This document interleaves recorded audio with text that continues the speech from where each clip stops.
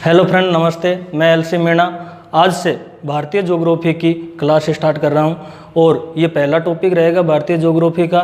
और आशा ही नहीं, उम्मीद भी है और विश्वास भी है कि ज्योग्राफी को मैं पूर्णतः रुचिकर बना सकूं। इसके लिए मैं प्रयत्न करूंगा और आपके लिए इसको समझाने की कोशिश करूंगा। हम ज्योग्राफी 3 बिंदुओं के आधार पर पढ़ेंगे सारी की सारी ज्योग्राफी को। पहला बिंदु रहेगा जो समझाने की चीज़ है, संपूर्ण रूप से उसे समझाया जाए। दूसरी बात, जो डाटाज है, कोई चीज़ रटाने की है तो लॉजिक के माध्यम से उसे रटाया जाए। बड़ी बड़ी ट्रिक्स ना बता करके समझाना, रटाना। इसके अलावा अगर कोई चीज़ ऐसी है जो बहुत ही इतिहास या कहानियों के माध्यम से अगर याद हो सकती है तो उसे कहानियों के माध्यम से याद कराने की मैं कोशिश करूंगा। तो ज़्यादा आपका समय बर्बाद नहीं करते हुए आज का जो हमारा टॉपिक है भारतीय ज्योग्राफी का, वो है भारत का सामान्य परिचय। भारत का सामान्य परिचय को हम 4 बिंदुओं के अंदर पढ़ेंगे। पहला जो हमारा बिंदु रहेगा वो है नाम। दूसरा जो बिंदु रहेगा वो है आकार व आकृति। तीसरा जो हमारा यहाँ पे बिंदु रहेगा वो है अवस्थिति। अवस्थिति के अंतर्गत हम अक्षांश व देशांतरों के बारे में विस्तृत अध्ययन करेंगे। उसके बाद में चौथा जो हमारा है इसमें वो है विस्तार। इसके अलावा सामान्य परिचय में जो भारत की सीमाएं हैं, पड़ोसी देश है, उसका अध्ययन हम अगले वीडियो में करेंगे। तो आज के इस वीडियो में नाम, आकार, अवस्थिति और विस्तार से संबंधित चर्चा करने वाले हैं और इनसे विभिन्न प्रतियोगी परीक्षाओं में बहुत ही अधिक प्रश्न आए हुए हैं। तो सबसे पहले हम अध्ययन करेंगे नाम से कि भारत को भिन्न भिन्न कालों में भिन्न भिन्न नामों से जाना जाता था। तो कौन कौन से नाम हैं जो भारत के लिए उपयुक्त किए गए थे।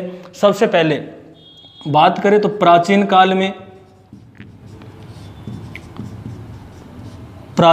में भारत को जम्बूद्वीप के नाम से जाना जाता था। प्राचीन काल में भारत को जम्बूद्वीप के नाम से जाना जाता था। फिर धीरे धीरे भारत पर आर्यों ने आक्रमण किया, अर्थात भारत में आर्यों का आगमन हुआ, उत्तर भारत में बस गए। इसी के बाद भारत का जो नाम पड़ गया वो है आर्यव्रत। आर्यव्रत शब्द का जो उल्लेख मिलता है सबसे पहले वो मिलता है ऋग्वेद में। वैदिक काल में जो साहित्य है और उस साहित्य में सबसे प्राचीन है वो है वेद, और वेदों में भी जो सबसे प्राचीन है वो है ऋग्वेद। ऋग्वेद की बात करते हैं थोड़ा सा, तो ऋग्वेद में 10 मंडल है, जबकि 1028 सूक्त है। और इसके जो 10वें मंडल का पुरुष सूक्त है उसमें 4 वर्णों का उल्लेख मिलता है। ऋग्वेद के 10वें मंडल के पुरुष सूक्त में 4 वर्णों का उल्लेख मिलता है। इसके बाद में नाम की कहानी पे लौटते हैं वापस। बीच बीच में ऐसी प्रश्न भी आपको बताते रहेंगे जिससे कि आपको ये सब्जेक्ट और भी रुचिकर बनता जाए। आर्यव्रत की बात कर रहे थे। आर्यों का एक सर्वश्रेष्ठ राजा था, उसका नाम था भरत, और भरत के नाम पर ही आगे जा कर के हमारे देश को भारतवर्ष के नाम से जाना जाता था। जब आप महाभारत देखते हैं तो वहाँ पे भी भारतवर्ष शब्द का भारत के लिए प्रयोग हुआ है। इसके बाद में आर्यों का जो मूल स्थान था उत्तर भारत में वो सिंधु नदी के आसपास था। सिंधु नदी के आसपास होने के कारण ही जब ईरानी आए तो ईरानियों ने सिंधु को हिंदू कहा और जो हमारा देश है उसको इन्होंने नाम दिया हिंदुस्तान। जो ईरानी थे वो सैको है बोलते थे, इसीलिए उन्होंने सिंधु को हिंदू नदी और यहाँ रहने वालों को हिंदू और देश को हिंदुस्तान। जब यूनानी आए, ईरानियों के बाद में यूनानी भारत आए, तो यूनानियों ने जो सिंधु नदी थी, इस सिंधु नदी को इंडस कहा और जो हमारा देश है उसे इंडिया कहा। अब बात करते हैं भारतीय संविधान में। तो भारतीय जो संविधान है,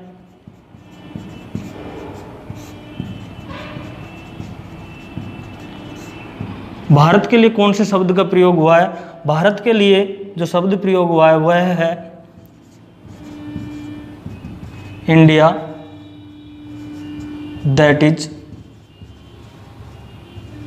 भारत।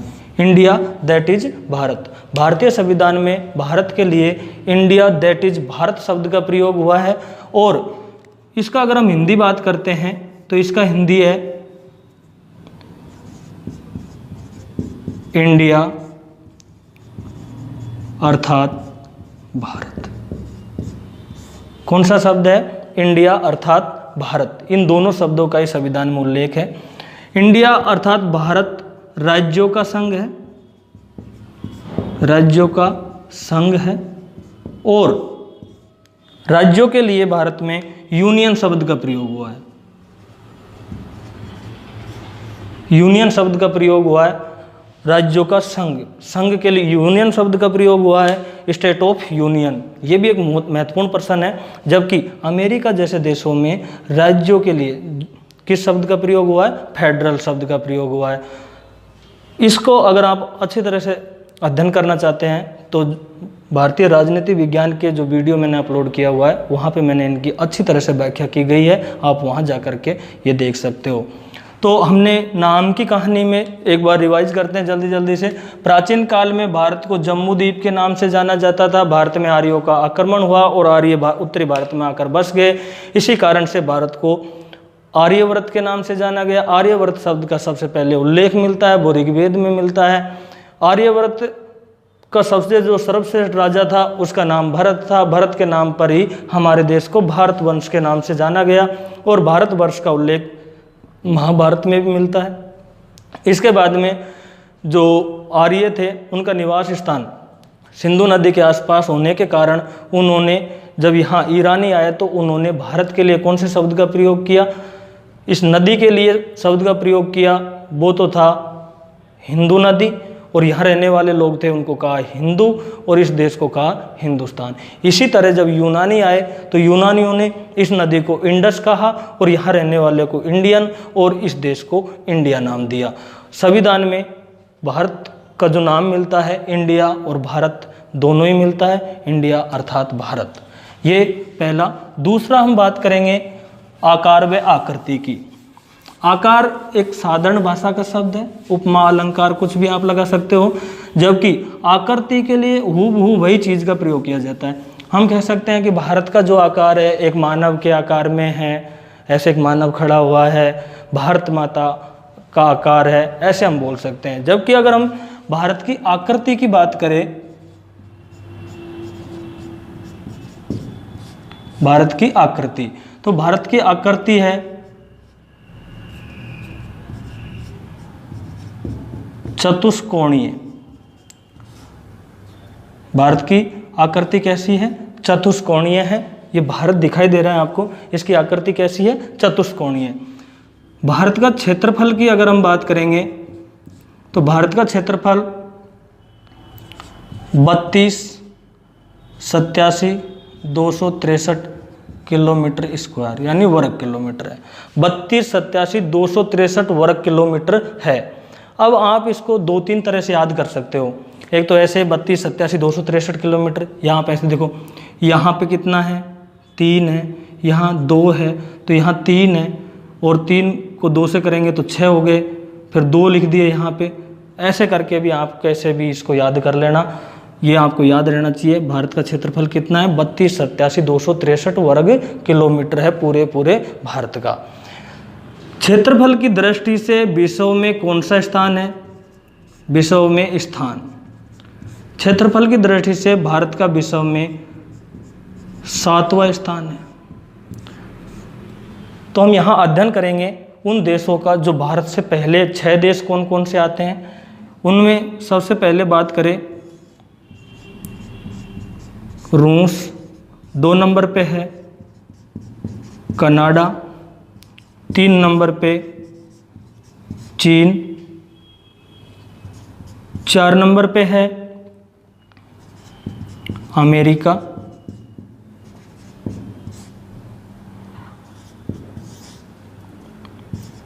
5 पे है ब्राज़ील, 6 नंबर पे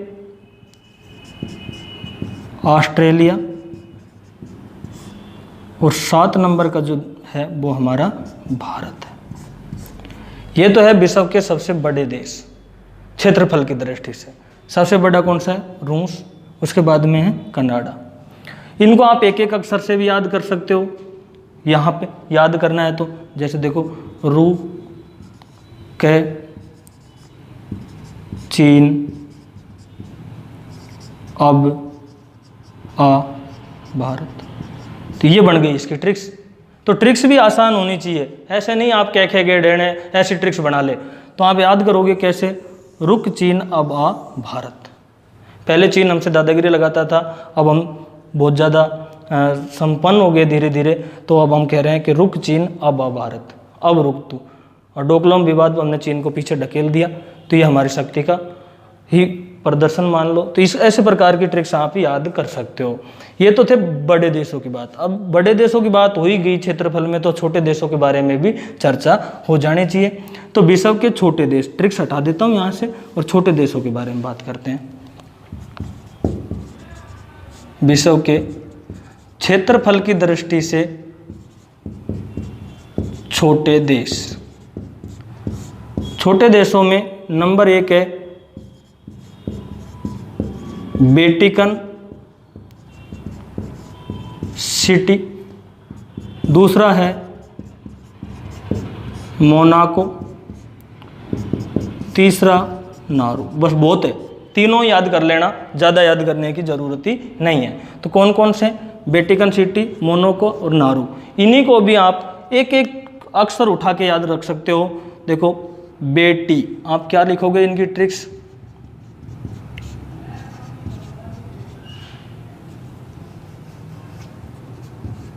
बेटी मोना, बस छोटी सी है बेटी मोना, मोना बेटी है छोटी सी है, ऐसे याद रखोगे।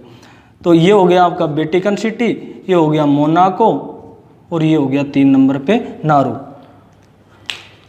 यहाँ पे 2 देशों के क्षेत्रफल हमें याद होने चाहिए।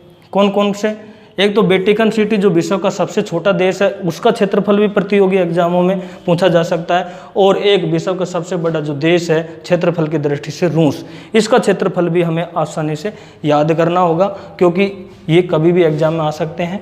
सारे देशों के क्षेत्रफल रटने की ज़रूरत नहीं है, पर उतना तो रटो जो कम से कम एग्जामों में आ सकता है। सबसे बड़े देश का क्षेत्रफल और सबसे छोटे देश का क्षेत्रफल।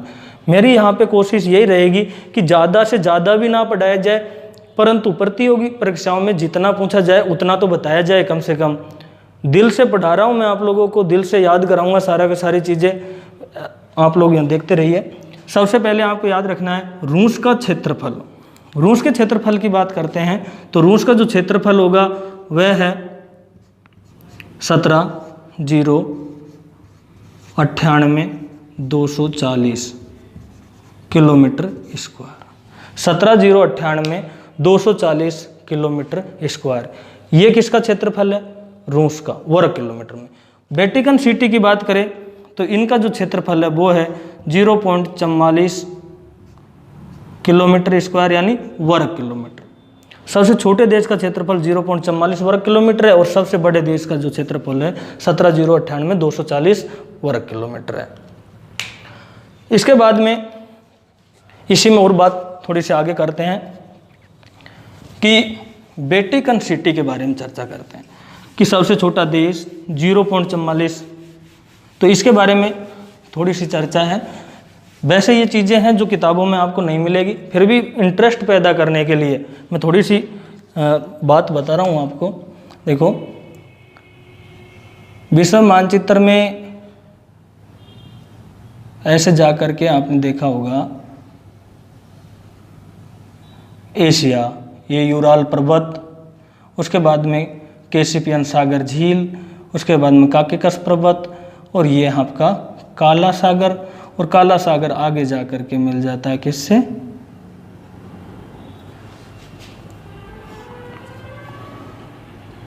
या भूमध्य सागर से, भूमध्य सागर से, और नीचे आता है अफ्रीका महाद्वीप, अफ्रीका महाद्वीप। तो यहाँ पे एक देश निकला हुआ सा दिखाई देता है ऐसे करके, और उस देश का यहाँ मैंने थोड़ा बड़ा बना दिया, तो ऐसे भूमध्य सागर में एक लटका हुआ सा एक देश है, उस देश का नाम है, यहाँ पे जो देश है इसका नाम है इटली। कौन सा है? इटली। इटली में एक शहर है, उस शहर का नाम है रोम।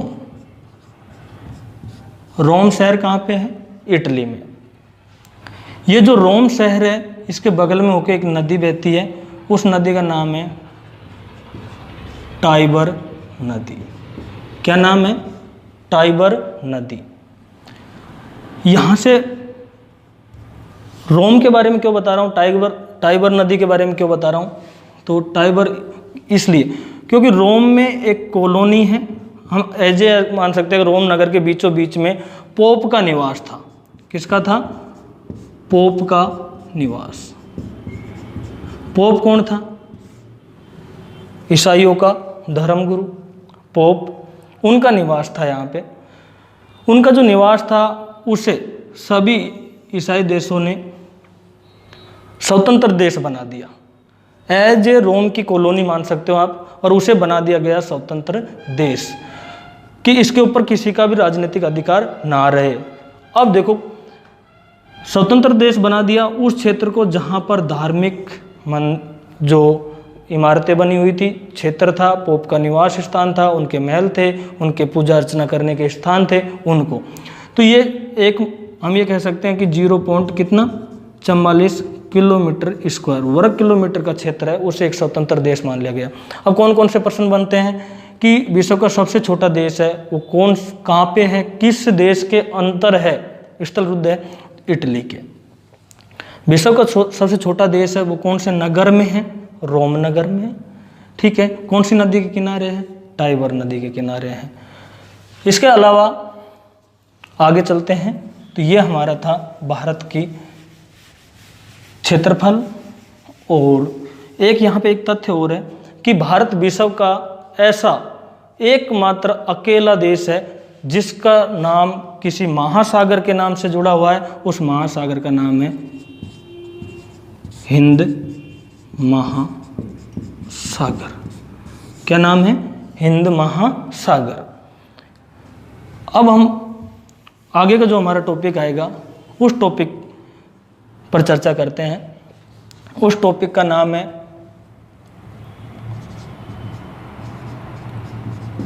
अवस्थिति। अवस्थिति या स्थिति दोनों एक ही बात है। अवस्थिति बोल दो या स्थिति बोल दो, दोनों एक ही शब्द है, अलग अलग शब्द नहीं है। सबसे पहले देखते हैं कि आप ऐसे सपोज करो, अब इसको समझना है। सारा का सारा टॉपिक अब अक्षांश और देशांतर पढ़ने वाले हैं, पूरा का पूरा ध्यान लगा करके आपको समझना होगा। आपसे मैं ये कहता हूँ कि हम एशिया में बैठे हुए हैं। सपोज करो कि हम अमेरिका में हैं, ठीक है, पहले एशिया से नहीं अमेरिका से चालू करते हैं। कोई कहता है कि दिल्ली कहाँ पे है, बात कर रहा हूँ मैं राजधानी दिल्ली की। दिल्ली कहाँ पे है?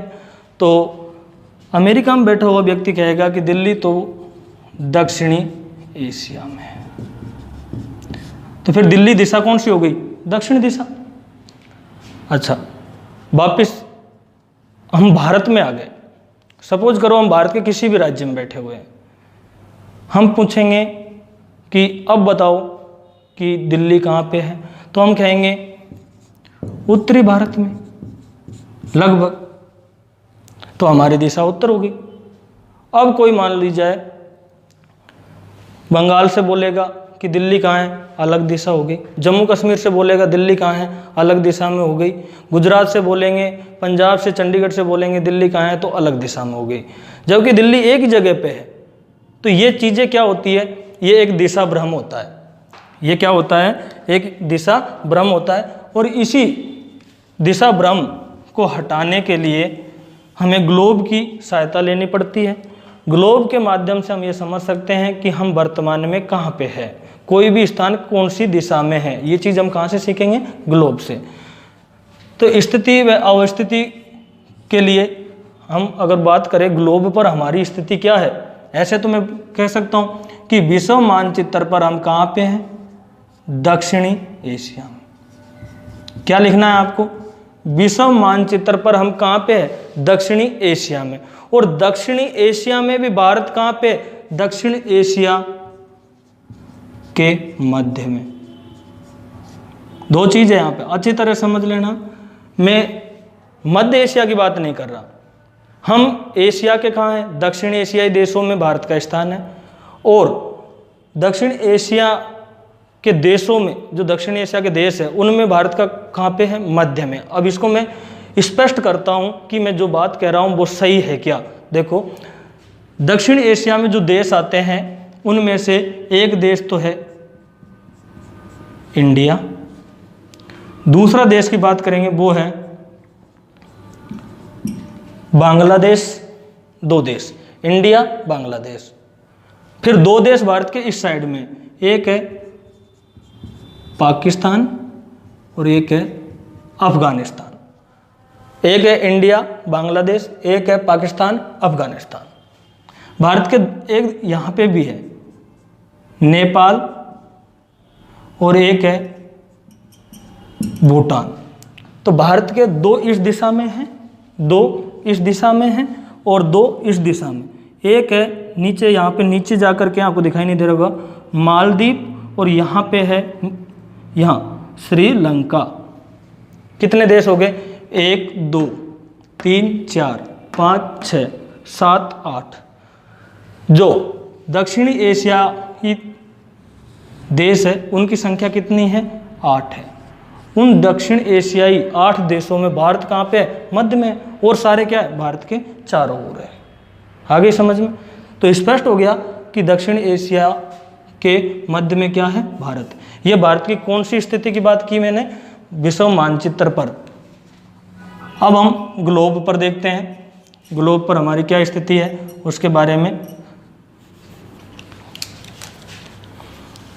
ग्लोब आपने देखा ही होगा। मैं पहले एक ग्लोब का चित्र बना देता हूं आपको, फिर आपको बढ़िया ढंग से। वीडियो चाहे ज़्यादा बड़ा बन जाए परंतु रुचिकर बने, याद हो तो उसके तो मज़े ही कुछ और है। और मैं जल्दी जल्दी बोल के जल्दी जल्दी से पढ़ा दूँ, कोई मतलब ही नहीं निकलेगा, ना आपके समझ में आएगा। पृथ्वी पर ग्लोब आप में से सभी ने देख लिया होगा लगभग, फिर भी नहीं देखा तो आप देखो, कुछ ऐसा चित्र आपने स्कूलों में देखा होगा,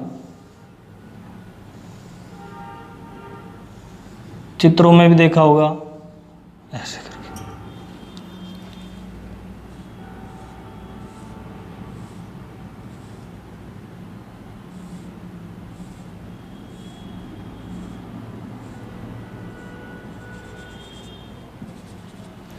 तो एक प्रकार से ग्लोब है, ठीक है। इस पर दो प्रकार की रेखाएं हमें दिखाई दे रही है, एक खड़ी रेखा और एक आड़ी रेखा। एक खड़ी रेखा और आड़ी रेखा के बारे में अब चर्चा करेंगे।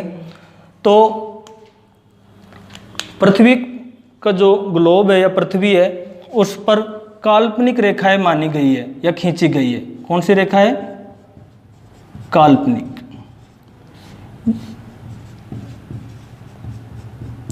काल्पनिक रेखाएं जो खींची गई है इनकी संख्या 2 है, या इनका जो प्रकार है वो 2 प्रकार की है। कौन कौन से प्रकार की है? एक है अक्षांश रेखा और दूसरी है देशांतर रेखा। एक कौन सी? अक्षांश रेखा, दूसरी कौन सी? देशांतर रेखा।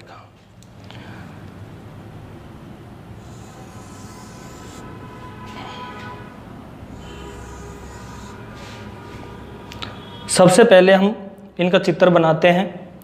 ये एक गोला है। क्या है? एक गोला। ये भी क्या है? एक गोला है। इस गोले को बीचों बीच से एक रेखा द्वारा काट दिया गया, बीचों बीच से पृथ्वी को दो भागों में काट दिया गया। ये अक्ष है 0 का, इसीलिए इसे 0 डिग्री अक्षांश रेखा कहते हैं।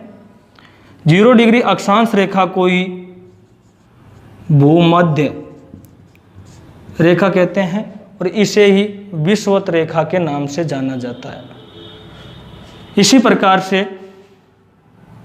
पृथ्वी को एक रेखा है, उसके द्वारा बीचों बीच से काट दिया गया, ऐसे मान लो ध्रुवों से ध्रुवों की ओर इस रेखा द्वारा बीचों बीच से काटा गया। तो इस रेखा को 0 डिग्री देशांतर रेखा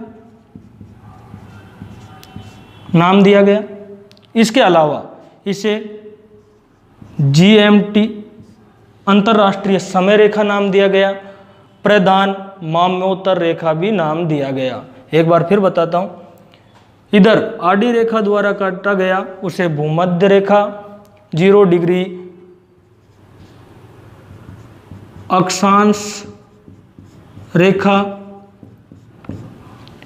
विषुवत रेखा के नाम से जाना गया, जबकि खड़ी रेखा के द्वारा काटा गया उसे 0 डिग्री देशांतर GMT रेखा, अंतरराष्ट्रीय समय रेखा, प्रधान माम्योत्तर रेखा या ग्रीनविच रेखा, ग्रीनविच रेखा, क्योंकि ग्रीनविच वेधशाला लंदन होकर गुजरती है, इसीलिए इसे ग्रीनविच रेखा के नाम से भी जाना जाता है।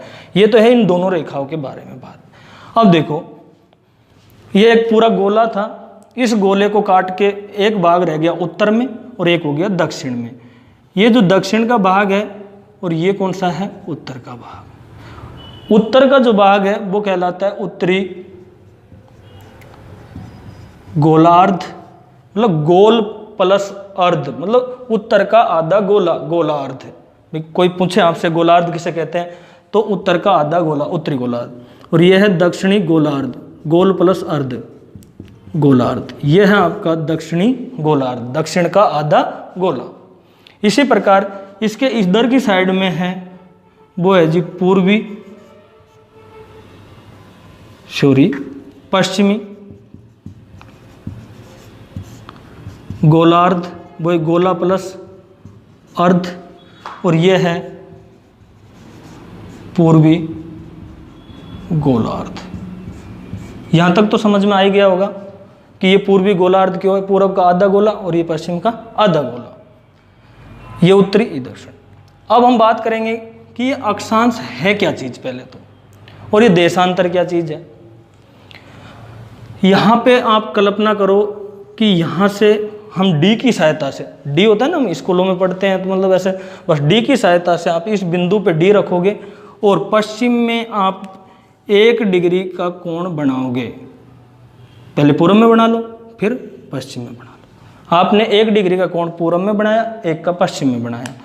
इस जो 1 डिग्री का कोण बनाया इसे कहते हैं हम एक अक्ष, एक अक्ष, पूर्व में एक अक्ष, पश्चिम में एक अक्ष, फिर ऐसे ही 2, 3, 4 ऐसे। फिर मान लो आपने यहाँ पे 40 अक्ष और यहाँ पे भी 40। इन जो अक्ष बनाए आपने, इन अक्षों को मिलाने के लिए एक रेखा खींची जाती है, उस रेखा को अक्षांश रेखा के नाम से जाना जाता है। अगर मैं कहूँ इनको परिभाषा की दृष्टि से देखें तो अक्षांश रेखा किसे कहते हैं, ऐसा देखा जाए तो 1 नंबर पे है समान अक्षों को मिलाने वाली रेखा अक्षांश रेखा कहलाती है।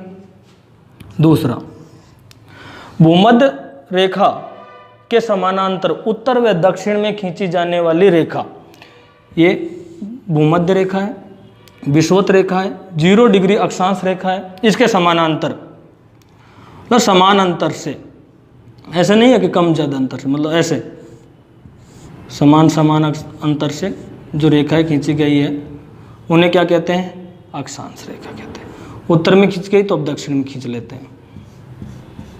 ये समानांतर खींची गई रेखा क्या कहलाती है, तो यहां लिख दो आप दूसरे नंबर पर भूमध्य रेखा के समानांतर खींची जाने वाली रेखा भी क्या कहलाती है? अक्षांश रेखा कहलाती है। इसके अलावा एक और आप याद कर सकते हो, पूर्व से पश्चिम या पश्चिम से पूर्व की ओर खींची गई रेखा भी अक्षांश रेखा कहलाती है। इसी प्रकार देशांतरों की भी हम बात कर लेते हैं। ध्रुवों से ध्रुवों को मिलाने वाली रेखा कौन सा? ध्रुवों से ध्रुवों को मिलाने वाली रेखा क्या कहलाती है? देशांतर रेखा कहलाती है। दोनों को तुलना करते हुए चलेंगे तो मैं कहता हूं कि 100% याद हो जाएगा। ध्रुवों से ध्रुवों को मिलाने वाली रेखा क्या कहलाती है? देशांतर रेखा कहलाती है। उत्तर से दक्षिण या दक्षिण से उत्तर में खींची गई रेखा क्या कहलाती है? ये कहलाती है आपकी देशांतर रेखा। इसके अलावा अब यहाँ समानांतर नहीं है, 0 डिग्री देशांतर के समानांतर नहीं, के पूर्व और पश्चिम में, समानांतर शब्द का प्रयोग नहीं लेंगे, पूर्व और पश्चिम में खींची गई रेखा क्या कहलाती है? देशांतर रेखा कहलाती है। तो ये था इनके बारे में कि अक्षांश किसे कहते हैं और देशांतर किसे कहते हैं। अब अक्षांशों की संख्या कितनी है, देशांतरों की संख्या कितनी है, इसके बारे में भी अपन चर्चा करते हैं। यहाँ पे 0 0 के बाद में आप ऐसे याद रखना 1 2 3 और ऊपर जा करके यहाँ पे कितना आ जाता है? 90। यहाँ 1 2 3, फिर यहाँ 50, यहाँ भी 50, फिर यहाँ 60, यहाँ 60, 70 80 90 ऐसे। फिर यहाँ पे देखो 1 2 3 50 90, 1 2 3 50 और 90 ऐसे। तो आप सोचो उत्तर में कितने अक्ष है, कितनी रेखाएं हैं? तो कुल अक्षांश रेखाएं और कुल देशांतर रेखाएं, इनकी बात करेंगे। कुल अक्षांश की बात करें, उत्तरी गोलार्ध में 90, दक्षिणी गोलार्ध में भी 90। और ये अक्ष तो 0 का है, पर इन 0 के अक्षों को आपस में मिलाने के लिए जो सबसे पृथ्वी की सबसे बड़ी रेखा खींची गई है भूमध्य रेखा, एक इसे भी जोड़ना होगा। तो ये कितना हो गया? 181। लेकिन परीक्षा में 181 भी आता है, जो छोटी एग्जाम में होती है उनमें 181 आ जाता है। 179 नहीं होता तो 181 सही है। अगर परीक्षा में 179 है तो उत्तर ये सही होगा। 181 भी है और दोनों है तब भी उत्तर यही सही होगा। इसका भी मैं कारण बताता हूँ आपको कि ऐसा क्या कारण रहा है। देखो यहाँ से आपको 80 का कोण बनाना है, मान लीजिए यहाँ बन गया पूर्व में, 80 का कोण यहाँ बन गया पश्चिम में। तो इस 80 से इस 80 को मिलाने के लिए जो रेखा खींची गई है उसका नाम क्या है? 80 डिग्री उत्तरी अक्षांश रेखा। इसी प्रकार यहाँ से भी 85 मान लो, ये जो रेखा खींची गई है वो 85 हो।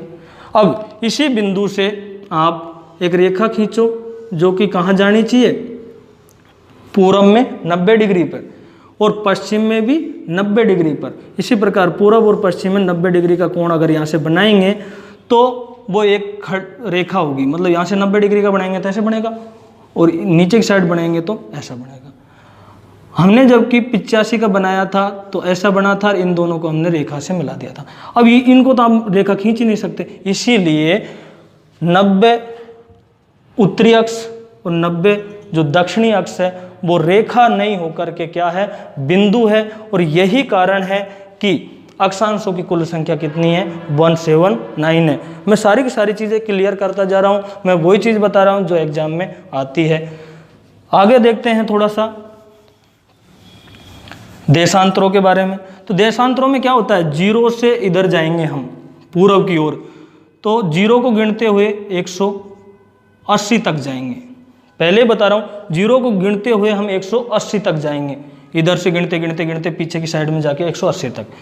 इसी प्रकार इधर से यहाँ हमने 1 2 3 4, यहाँ 1 2 3 4 ऐसे गिनते गिनते जाएंगे। इधर भी हम 0 को गिनते गिनते कितने जाएंगे? पीछे की साइड में 180 तक। तो हम ये कह सकते हैं कि पश्चिमी गोलार्ध में देशांतर कितने हैं? 180। पूर्वी गोलार्ध में देशांतर कितने हैं 180। तो कुल कितने हो गए 180 प्लस 180 बराबर 360। एक बात तो ये याद रखना आप। दूसरी जो चीजें याद रखनी है वो याद आपको कैसे रखनी है, एक थोड़ा सा चित्र और बना लेते हैं।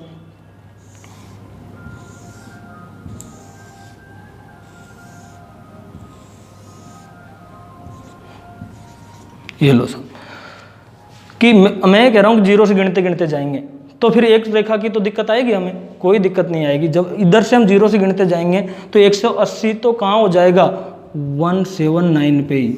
अर्थात मैं आपसे ये कहूँ कि सीधी सीधी लैंग्वेज में कि 180 जो डिग्री देशांतर रेखा है वो ना तो पूर्वी है ना पश्चिमी है।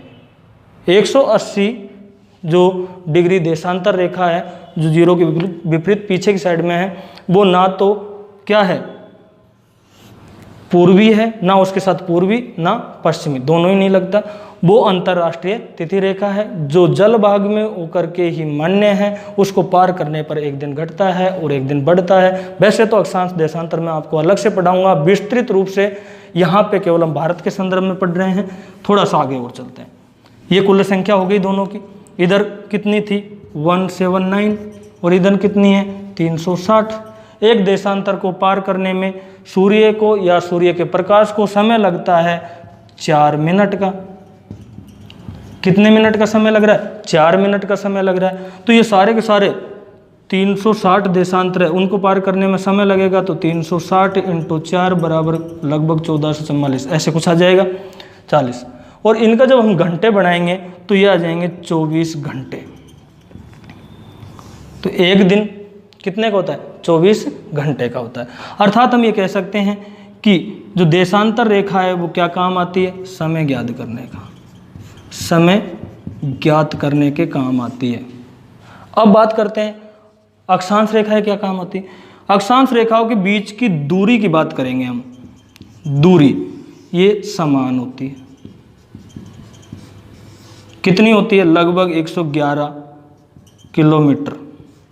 लगभग 111 किलोमीटर एक रेखा से दूसरी रेखा पे जाने में लगभग 111 किलोमीटर की दूरी होती है। इसके बाद में अगर हम बात करें तो आगे है क्या काम आ जाएगी दूरी ज्ञात करने की। अक्षांश रेखा क्या काम आएगी दूरी ज्ञात करने की, देशांतर समय ज्ञात करने के काम आएगी।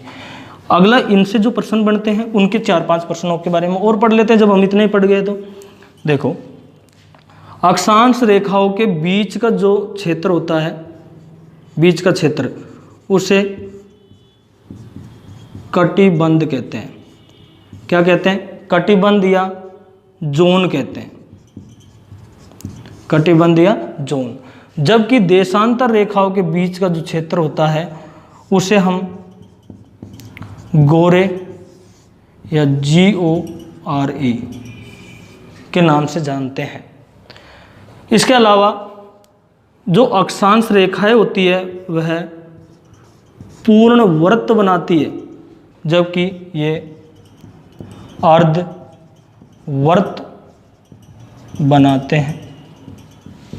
कैसे बनाते हैं क्योंकि ये यहाँ से स्टार्ट हुआ और यहाँ पे जाकर के ख़त्म हो गया ध्रुवों से ध्रुव पे, जबकि अक्षांश रेखा यहाँ से लेकर के और पीछे तक, आप यहाँ पे दिखाई दे रहा, यहाँ से घूम गई और फिर पीछे की साइड से मतलब ऐसे, तो ऐसे ही घूम रही है चारों ओर। तो इस प्रकार से ये व्रत बनाते हैं और ये व्रत नहीं बनाते। मैं इतनी सारी चीज़ें क्यों पढ़ा रहा हूँ आप लोगों को, मैं आपको ये बताना चाहता हूँ कि हमारा जो भारत का विस्तार है वो कितने अक्षांशों के बीच में है और कितने देशांतरों के बीच में है। इसको आप अच्छी तरह ऐसे समझ जाए कि भारत कहाँ पे है वो बता देता हूँ मैं। ये मैंने अब बताया आपको, अब आपके समझ में आ गया होगा 0 डिग्री कौन सी रेखा है देशांतर रेखा। ये कौन सी है 0 डिग्री अक्षांश रेखा। अब यहाँ देखो इसके ऊपर कितने हैं 1 2 3 ऐसे। हम मान लेते हैं कि ये 8 डिग्री, कितने डिग्री 8 डिग्री अक्षांश है, मान लो 8 डिग्री अक्षांश। और यहाँ भी कोई नीचे मतलब 1 2 3, ये दक्षिण वाले अक्षांश है। ये कौन से हैं? 8 डिग्री अक्षांश कौन सा है? उत्तरी अक्षांश। उत्तरी अक्षांश 8 डिग्री उत्तरी अक्षांश है। इसके बाद में 8 के बाद में तो हम ऐसे मानते हैं कि भारत कहाँ से स्टार्ट होता है। सपोज करो कि भारत यहाँ से स्टार्ट हो गया, ऐसे। और 8 के बाद में भारत कहाँ से? 8 से 9 10 11 12 13 ऐसे गिनते गिनते जाएंगे तो 37 वाली ये लाइन है। कौन सी लाइन है ये?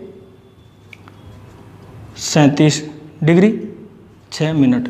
एक आप अच्छी तरह याद रखना कि ये 8 डिग्री और 4 मिनट है। ये डिग्री का निशान है। किसका निशान है? डिग्री का। ये मिनट का निशान है। ये बहुत ही महत्वपूर्ण चीज़ें होती है। कभी कभी मैं जो कोचिंग में पढ़ाता रखता हूँ तो मैं लिखाता हूँ, हाँ लिखो 8 डिग्री 4 मिनट, तो बच्चा लिखता है 8 डिग्री 4 मिनट। तो आप याद रखना ये डिग्री का निशान है, ये मिनट का निशान है। और मैं ये कहूँ कि 1 डिग्री बराबर होता है 60 मिनट, ठीक है। और 1 मिनट बराबर होते हैं 60 सेकंड, वो तो आप जानते ही हो। इसके बाद में तो ये कौन सा हो जाएगा? उत्तरी अक्षांश। उसके बाद में यहाँ 90 तक क्या है? उत्तरी गोलार्ध वाले अक्षांश है, ठीक है। इसी प्रकार ग्रीनविच वेधशाला लंदन होके यहाँ से 0 डिग्री पूर्वी देशांतर। अब यहाँ के बाद में 1 2 3 ऐसे, तो यहाँ होके एक लाइन गुजरती है। इस लाइन का जो नाम है वो है कौन सा? 68 डिग्री 7 मिनट। कौन सी है ये? पूर्व में, पश्चिम वाली तो इधर है 68 की, पूर्वी देशांतर। 68 के बाद में 69 70 71 ऐसे गिनते गिनते जाएंगे तो एक लाइन आएगी। कौन सी? ये। और ये जो लाइन है ये कौन सी है? 97 डिग्री 25 मिनट। ये भी कौन से में? पूर्व में ही है, पूर्वी देशांतर। समझ में आ रहा होगा। अगर हम गोलार्ध की बात करते हैं तो भारत अब कौन से गोलार्ध में है? इसमें। गोलार्ध की बात करें तो भारत कौन से गोलार्ध में है? भारत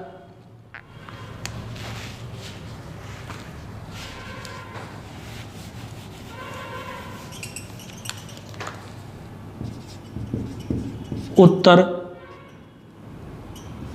उत्तरी व पूर्वी गोलार्ध का देश है। उत्तरी व पूर्वी गोलार्ध का देश है। कहाँ से स्टार्ट हो रहा है? अब हम यहाँ से देखो, मैंने 2 प्रकार की रेखाओं के बारे में कहा था, आडी रेखा, अक्षांश रेखा। अब मैं आपको मेरे तरीके से बताता हूँ कि आडी जो रेखा होती है, आडी खींची गई ऐसे, आडी ऐसे, ये क्या कहलाती है? अक्षांश। अब हमारा याद करने का तरीका है आडी रेखा, अक्षांश, आ डी, ए और ए, ठीक है। आडी मतलब लेटी हुई, आडी रेखा, अक्षांश रेखा। ठाडी मतलब खड़ी रेखा, खड़ी रेखा कौन सी कहलाती है? देशांतर। खड़ी रेखा, देशांतर रेखा, ये हमारा तरीका है याद करने का। खड़ी से आप याद रखना खरबूजा, जो खरबूजा होता है, खरबूजे में से लाइनें होती है, उसी प्रकार की जो लाइन है वो क्या कहलाती है? देशांतर रेखा। और आडी रेखा ऐसे लेटी हुई, वो क्या कहलाती है? अक्षांश रेखा। तो देखो इनके नाम याद करने के तरीके और इनको पहचानने के तरीके। ये जो रेखा है ये कैसे है? ये आडी है, लेटी हुई है, ये भी लेटी हुई है, ये भी खड़ी रेखा है और ये खड़ी रेखा, ठीक है। खड़ी रेखा खरबूजे के समान रेखा कौन सी? देशांतर। आडी रेखा मतलब अक्षांश रेखा। आगे देखते हैं कि अब ऐसे कैसे पता लगेगा किसके साथ उत्तर लगेगा और किसके साथ पूरब लगेगा। ये चीज़ तो बहुत ही आसान है। अब इंग्लिश नाम हो जाते हैं, कुछ बच्चे जब पढ़ाते हैं हम तो कहते हैं साहब इनके इंग्लिश नाम याद नहीं होता। तो इंग्लिश नाम याद क्यों नहीं होता? जैसे हमने बोला आडी रेखा, 2 ही रेखा है, आडी यानी अक्षांश रेखा, और आरडी को क्या कहते हैं, मैं कहता हूं कि आरडा हो जाता हूं, मतलब लेट जाता हूं, लेटी हुई रेखा। तो लेटी ट्यूट रेखा क्या कहलाती है, अक्षांश रेखा। बचा कौन सा, देशांतर रेखा, जो खड़ी रेखा खरबूजा के समान, लॉन्गिट्यूड रेखा, देशांतर रेखा। तो ये तो था इनके याद कराने का। अब भारत के ऊपर आ जाते हैं, बहुत देर हो गया हमें अक्षांश देशांतरों को पढ़ते पढ़ते। मैंने आपको बताया कौन सी, 68। अब इसको याद करेंगे कैसे, आप यहाँ लिखोगे 6, 7, 8, यहाँ डिग्री या मिनट, कौन सा, पूर्वी देशांतर से लेकर के यहाँ लिखोगे 6, 7, 8 आपने लिख दिया, 6 लिख दिया, 7 लिख दिया, 8 लिख दिया। यहाँ लिखोगे 9, यहाँ लिखोगे 7। तो इधर थोड़ा दिख नहीं रहा होगा, इधर लिख दूँ 97 डिग्री 25 मिनट। कौन सा देशांतर है ये, पूर्वी देशांतर रेखा है। अब मैं कहूं कि देशांतरीय अंतर कितना है, कौन सा अंतर की बात कर रहा हूं, देशांतरीय अंतर।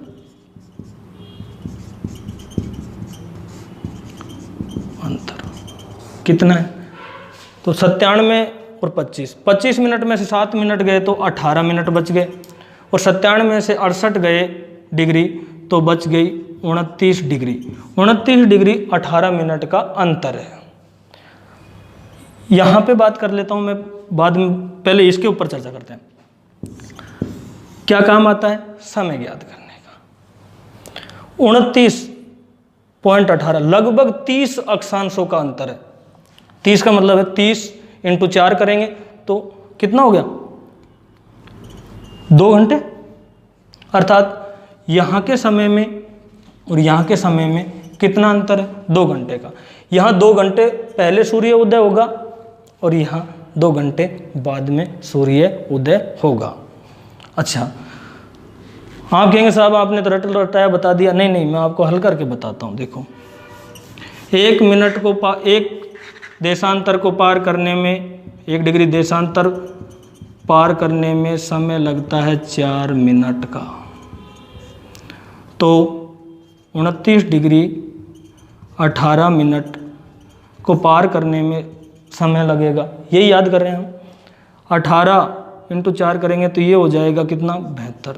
मिनट को गुणा करेंगे तो वो सेकेंड प्राप्त होगी। क्या होगी, सेकेंड प्राप्त होगी। और इसको गुणा करेंगे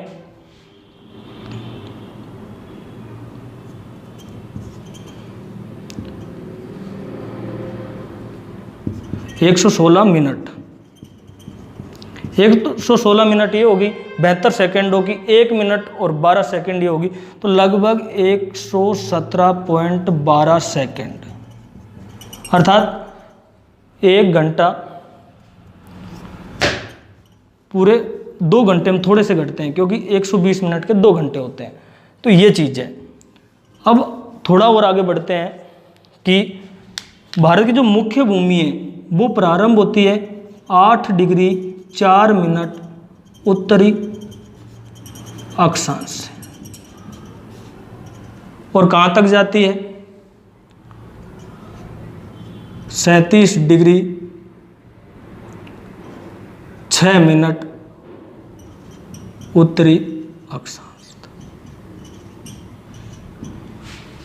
अक्षांशीय अंतर, जैसे देशांतरीय अंतर याद किया था वैसे ही अक्षांशीय अंतर याद कर लेते हैं। तो यहीं कर लेते हैं। 6 में से 4 गए तो 2 मिनट बच गए, और 37 में से 8 गए यहाँ पे तो 29 डिग्री 2 मिनट का अक्षांशीय अंतर है। कितना अंतर है, अक्षांशीय अंतर है। ये आपके अंतर आ गया। यहाँ पे आपको कोई दिक्कत नहीं आनी चाहिए। मैं एक बार फिर बता देता हूँ आप लोगों को कि देखो, 8 डिग्री 4 मिनट उत्तर से 37 डिग्री 6 उत्तर, 68 डिग्री 7 पूर्वी देशांतर से 97 डिग्री 25 पूर्वी देशांतर। ये चीज़ आपको समझ में आ गई होगी। नहीं आई तो आप एक बार दोबारा से इस वीडियो को रिवाइज करके देख लेना, समझ में आ जाएगी। आगे थोड़ा सा चलते हैं इसी के बारे में। जो एक चीज़ रह गई थी वो है हमारा विस्तार टॉपिक। कौन से टॉपिक से संबंधित? विस्तार के से संबंधित है। वैसे विस्तार पढ़ेंगे उससे पहले 2 रेखाओं के बारे में और बता देता हूं मैंने कहा 2 घंटे का अंतर आता है, तो फिर ये 2 घंटे के अंतर को समायोजन करने के लिए टाइम जोन बनाए गए हैं, है ना। विषव में हम बात करते हैं, ये विषव का मानचित्र है, इस मानचित्र में हम क्या करते हैं, ये है आपका 0 डिग्री, ग्रीनविच वेधशाला लंदन होके गुजरता है। ये है अंतर्राष्ट्रीय समय रेखा GMT, ठीक है। इसे इधर जाएंगे तो +4 मिनट होते जाएंगे, और इससे इधर आएंगे तो माइनस, मतलब इधर 4 मिनट, इधर मतलब इधर से इधर आएंगे तो माइनस होंगे, इधर जाएंगे तो प्लस होंगे, ये चीज़ है, क्योंकि पूरब में जाएंगे। अब हम यहाँ से बात करें कि हमारे यहाँ कितने हैं, 68 डिग्री 7 मिनट से लेकर के 97 लगभग 30, इनके जो सबके बीच का है वो है 82.5 डिग्री पूर्वी देशांतर। 82.5 डिग्री पूर्वी देशांतर है, ये भारत का IST बोल सकते हैं, IST Indian standard time zone. कहाँ से माना गया है? 82.5 पूर्वी देशांतर को माना गया है। क्यों माना गया है? क्योंकि इन सभी देशांतरों में ये सबसे बीच में आता है। कितने राज्यों में होकर गुजरता है? 5 राज्यों में। कौन कौन से हैं? UP, MP, Chhattisgarh, Orissa, Andhra Pradesh. अब आप सीमांध्र बोल सकते हो, इनसे होकर के ये गुजरता है। ये क्या? भारत का मानक समय है, रेखा है। कहाँ से लोकेट की गई है? इसका जो लोकेशन है वो यहाँ से की गई है। इसका फुल एड्रेस बताए तो मैं यहाँ लिख देता हूँ, नैनी, इलाहाबाद, UP में होकर के ये निकलती है। जबकि यहाँ पे एक रेखा भूमध्य रेखा, उसके ऊपर 23 उत्तर में 23 डिग्री 30 मिनट उत्तरी अक्षांश कर्क रेखा कहलाती है। इधर दक्षिण में 23 डिग्री, ये 23.5 डिग्री ऐसे लिख सकते हो, दक्षिणी अक्षांश, इसे मकर रेखा कहते हैं। यहाँ पे दक्षिण में 66.5 डिग्री दक्षिणी अक्षांश, इसे बोलते हैं अंटार्कटिका व्रत। और यहाँ पे जो उत्तर में 66.5 डिग्री है उसे बोलते हैं आर्कटिका व्रत। क्या बोलते हैं? आर्कटिक व्रत के नाम से जाना जाता है। सूर्य 12 महीने तक सीधा प्रकाश यहीं पड़ता है सूर्य का, इसीलिए ये जो क्षेत्र है वह उष्ण कटिबंध में आता है। सूर्य 2 बार इस रेखा पर सीधा चमकता है, भूमध्य रेखा पर। सूर्य 1 बार सीधा इस रेखा पर चमकता है 21 जून को, 1 बार इस पे 22 दिसंबर को, यहाँ 23 सितंबर 21 मार्च को सीधा चमकता है कौन पे? भूमध्य रेखा 0 डिग्री वाले पे। ये हम अक्षांशों में पढ़ाएंगे। परंतु तिरछा कहाँ चमकता है? यहाँ। इसीलिए यहाँ शीत कटिबंध पाए जाते हैं। और उष्ण और शीत के बीच का क्षेत्र उपोष्ण या शीतोष्ण, उपोष्ण या शीतोष्ण कटिबंध पाए जाते हैं।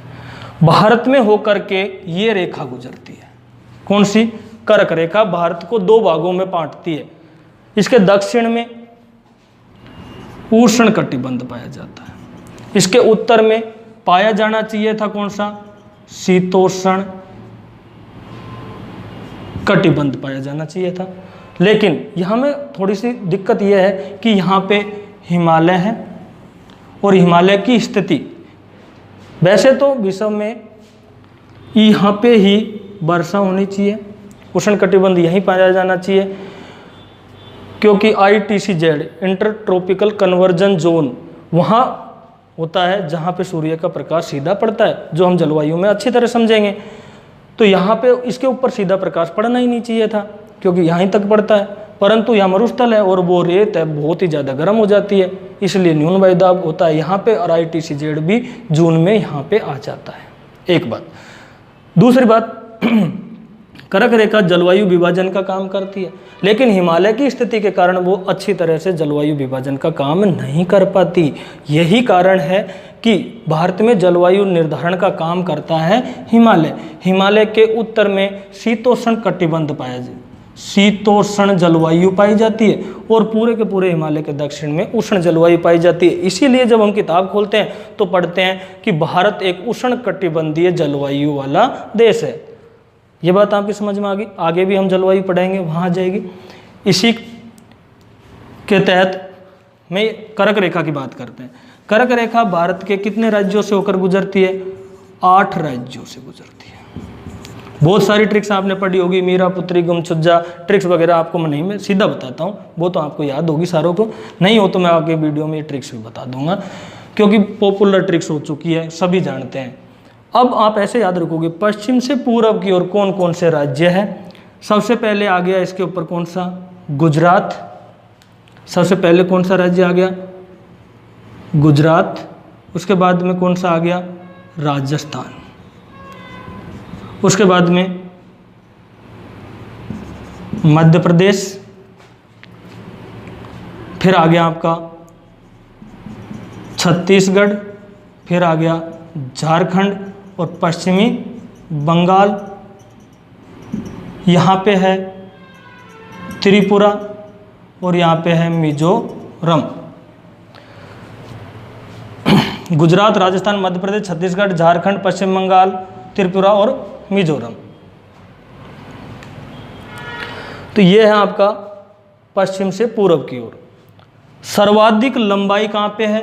मध्य प्रदेश में। कर्क रेखा की जो सर्वाधिक लंबाई है, सर्वाधिक लंबाई एमपी में है, जबकि कर्क रेखा के सबसे नज़दीक जो राजधानी है वो है झारखंड की राजधानी रांची।